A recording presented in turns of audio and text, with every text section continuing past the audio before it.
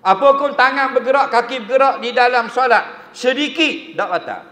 Banyak batal. Apa dia? Benda yang kita gerakkan. Contoh tangan. Kita gatal di atas dahi. Faham? Nak garu. Akak tangan anggota berat ni.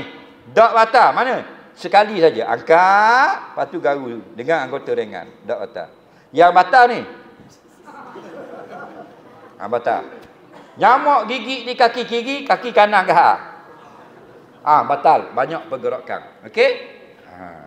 Kita nak naik, takut kepik jubah atas luar kita dah jatuh bawah, nak akak sikit, kita buat gitu. Tidak batal. Dimaafkan. Perkara yang dibenarkan untuk meringankan pergerakan solat. Kita nak turun sujud, kita akak jubah, takut kepik, sakok tekok. Kita buat gitu sikit. Harus. Faham? Kita iktidak, tangan letak mana? Bawah. Sami Allahu liman hamidah. Bila letak bawah, dia goyang. Tidak batal. Ada orang kata batal, salah. Tak batal. Itu pergerakan sedikit. Okey? Ni kita tunjuk. Tidak batal. Ni kita naik, kita letak tangan, dia goyang. Tak batal. Okey? Kenapa? Sedikit. Contoh, ni rokok. Sami Allahu liman hamidah. Ada gerak? Ada gerak? Kali lagi. Sami Allahu liman hamidah. Ada gerak tangan?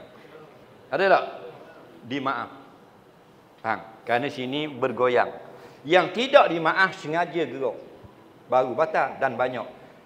Sami Allahu liman hamidah. Itu baru batal. Faham? Kerana apa? Ifsadu nazmi solat, merosakkan bentuk orang yang sedang solat, kata Imam Nawawi.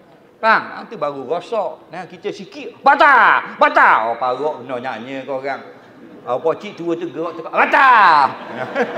Kau dia kata kalau kita tak mau semaya tu. Susah benar dia tu. Nampak tak? Jangan syadid, jangan melampau sangat menghukum. Banyak memudahkan, banyak meringankan. Okey?